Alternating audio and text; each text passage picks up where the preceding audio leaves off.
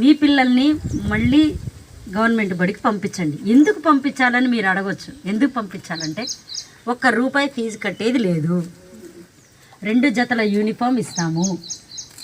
సోమ బుధ శుక్రవారం రోజు భోజనంలో ఎగ్ ఉంటుంది. ఎవ్రీడే ఆకుకూర పప్పు కానీ ఆకుకూర కానీ సాంబారు కానీ కాయగూరలతో కానీ మంచి భోజనం పెడతారు సన్న బియ్యంతో. తర్వాత రాగి జావ పోస్తారు. మంగళవారం గురువారం శనివారం రాగి జావ పోస్తారు. వాళ్ళకి కావలసిన పుస్తకము పెన్ను మీరు ఒక్కటి కూడా కొనిచ్చే పని లేదు. పుస్తకం పెన్ను టై బెల్ట్ డైరీ, మీరు అక్కడ డైరీకి డబ్బులు కడతారు కదా ప్రైవేట్ స్కూల్లో, దాన్ని కూడా మేమే ఇస్తాము. టెక్స్ట్ బుక్స్ కూడా మేమే ఇస్తాము. మీరు ₹1 కట్టేది లేదు. మీరు ₹1 కూడా కట్టలేనప్పుడు ఇక ఆలోచించండి. మీరు ఇలానే చెప్తారండి, ఇలానే చెప్పేసి వెళ్ళిపోతారు. తర్వాత చేర్పించిన తర్వాత సరిగ్గా చదువు రాకపోతే మా పిల్లల పరిస్థితి ఏంటి అని అంటే తప్పనిసరిగా 15 రోజులకు ఒకసారి నేను కూడా వస్తాను మీ పాఠశాలకి, మీ ఊర్లో ఉన్న పాఠశాలకి. నా బాధ్యత ఏం చదువుతున్నారు, డైరీ రాస్తున్నారా లేదా.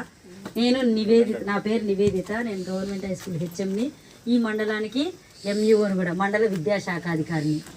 వీళ్ళు ఎలా పని చేస్తున్నారు ఏం చేస్తున్నారు అనేది నేను ఎప్పటికప్పుడు తెలంగాణ యాప్లో సీఎం గారికి పెడుతుంటా.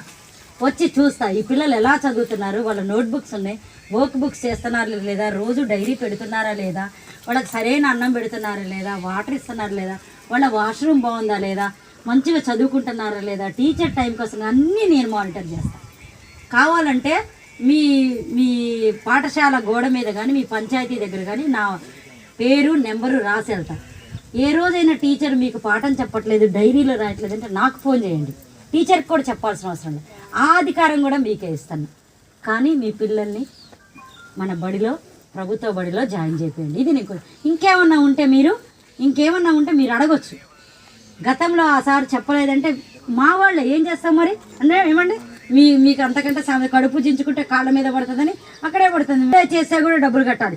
కానీ ఇక్కడ స్కూల్లో చాలా గ్రాండ్గా చేయాలి. మధు గారు మీ పాఠశాలకి హెచ్ఎం గారు, కాంప్లెక్స్ హెచ్ఎం అనమాట, ఈ హెచ్ఎం గారి పరిధిలో ఉంటుంది. మీకు ఏం కావాలని అది ఇస్తారు. 11వ తారీఖుల్లో 50 కేజీలు బియ్యం పంపిస్తానండి. సారు వాటర్ పంపిస్తానన్నారు, మొత్తం నీట్ చేపిస్తారు, మినరల్ వాటర్ పెడతారు.